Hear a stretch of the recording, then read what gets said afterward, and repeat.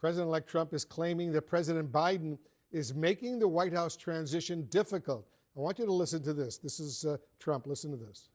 They'll do everything they can to make it as difficult as possible. You know, they talk about a transition. They're always saying, oh, no, we want to have a smooth transition from party to party of government.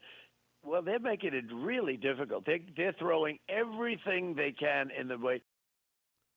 I want to bring in CNN's Kaitlan Collins. She's covering all of this for us. Kaitlan, how is the president-elect reacting to this specific day, and why is he saying what he just said?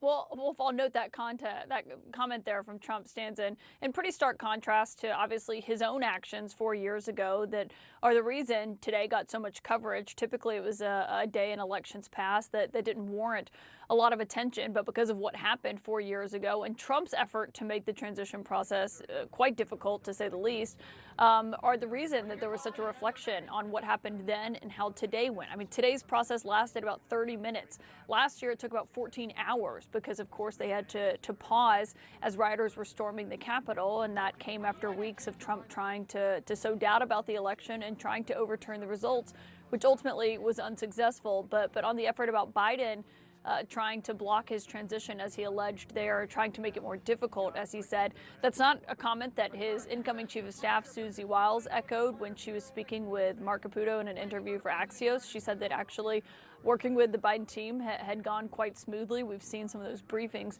getting underway. But Wolf, this comes as Trump is looking at today and seeing this as just one step closer to regaining power on January 20th and making those plans for what that's going to look like, and also just how differently Washington is going to be shaped when he comes here. I mean, you heard from John Curtis there, the newest senator from Utah, speaking to Manu. That is one voice who will certainly be someone to watch over the next few years, but he sounds very different than a lot of his Republican colleagues in the Senate, many of whom who were critical of Trump on that day are certainly not so now, Wolf. Kaitlan, on another sensitive issue, we've learned that the former leader of the Proud Boys is now asking President-elect Trump for a pardon for his role in the Capitol riot. Tell us about that. What are you hearing? Yeah, this might be one of the most notorious defendants and ultimately who was convicted because of his actions on that day, Enrico Tarrio. He was a leader of the Proud Boys for quite some time. Obviously, they showed up en masse that day, and many of them were subsequently arrested and tried and convicted for their actions on that day. He got one of the longest sentences, actually, Wolf, out of anyone on January 6th. He got 22 years that he was sentenced for on very serious charges of a seditious conspiracy that only he and a handful of others faced on that day, and now is seeking a pardon from the president-elect Donald Trump. A question still tonight is whether or not he is going to get one. Trump has promised to pardon several of the January 6th defendants. It's unclear how many he's looking at now. And this is a real divide, even in Trump's orbit, over what that should look like, because he said he's going to do it not only on day one, but within moments of taking office. You've heard from some Republicans saying that Trump should do this on a case-by-case basis, that he should evaluate this. But then you've heard others who argue that Trump should just pardon all of them, that the prosecutions were overly aggressive. That is going to be a big thing to watch on that day because, of course, as you know, Wolf, over 140 police officers were assaulted on that day by the people who were convicted, a lot of them who also pleaded guilty.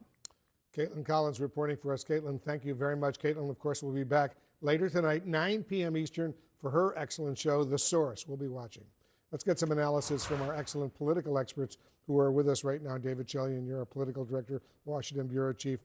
Pretty striking statement from Trump accusing President Biden of, quote, doing every possible thing to make the transition difficult, and saying this on January 6th of all days, because Biden and the Biden administration have been doing everything possible to make this as smooth as possible, inviting Trump to the White House, making it clear that he will be attending the inauguration and all of that. Yes, in his Washington Post op-ed today, the president said he intends to continue the tradition of inviting the president on the morning of the inauguration to the White House, in addition to the visit that they had in the immediate aftermath of the election. Those kinds of traditions for the peaceful transfer of power are clearly important for President Biden, in his mind, to reset that, because that was absent from what Donald Trump obviously refused to offer Joe Biden 4 years ago. But I just want to say, this comment that he was making, I don't think Donald Trump was trying to equate his own January 6th behavior or anything related to the 6th of January. this was on Hugh Hewitt this morning in context of this conversation about Biden's actions about banning offshore drilling and putting a sort of environmental legacy piece in place that is trying to make it more difficult for the Trump team to instantly overturn it, and that perhaps it would need to go through legislative action. And I think that was the context of the point of that Donald Trump was making, although I will say my ears perked up when I heard that, because what I heard, Wolf, in that moment was a former president who 2 weeks from right now will be 6 hours into his second presidency, laying the groundwork to point fingers and blame Joe Biden for anything that is not going the way that he wanted or scoring big victories right away out of the gate. Guarantee you're going to hear a lot of blame about Joe Biden in the first hours of the Trump term. Let me get Brian Morgenstern to react. You served in the Trump White House. You know what's going on. What's your reaction to this?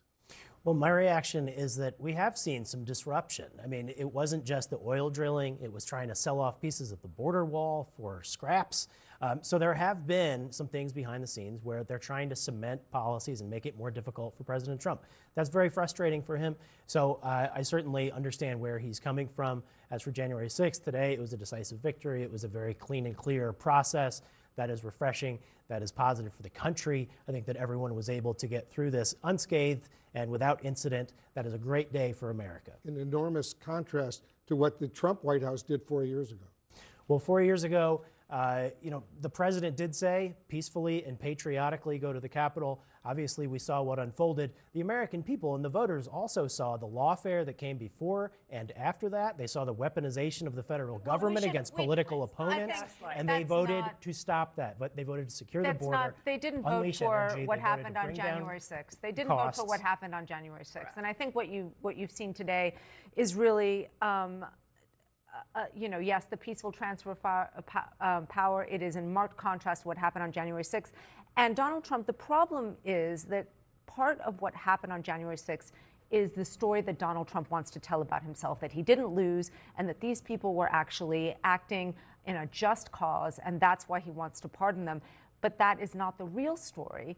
And he's made it part of loyalty tests. You have to answer whether or not you believe that he won the last election.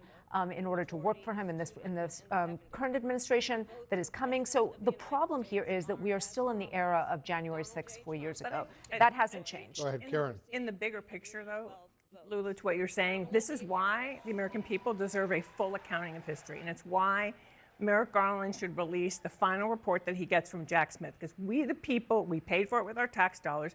We deserve to know, for the record of history, what exactly happened. You heard a new Republican senator even say, we don't really know all the facts about what happened. We deserve to know the facts, particularly because what we're seeing is akin to what we're seeing conservative MAGA folks do all over the country. They're trying to rewrite history and gaslight us that what we saw with our own eyes didn't happen, and it did happen.